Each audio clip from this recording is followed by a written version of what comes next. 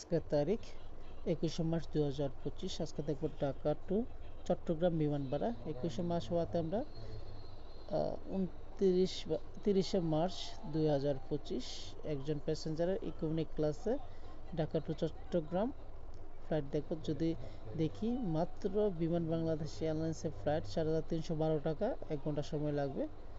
আর বিমান বাংলাদেশের প্রায় 3টা ফ্লাইটই আছে, 4579, 5024, তাছাড়া নোভেয়ার আছে 5421 টাকা। বিমান বাংলাদেশের 3-4টা ফ্লাইট 30শে মার্চ 2025 চলাচল করবে। আর নোভেয়ারের একটা ফ্লাইট, এটাই সর্বশেষ তথ্য মতে।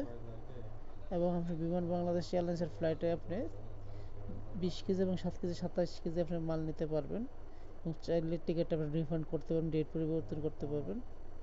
তাছাড়া আপনি নোভেয়ার ফ্লাইটটাতে আপনি 20 কেজি 7 কেজি 27 কেজি আপনি মাল আবার নিতে পারবেন, আনতে পারবেন। এটাই সবচেয়ে সস্তা লাস্ট ফ্লাইট যেটা।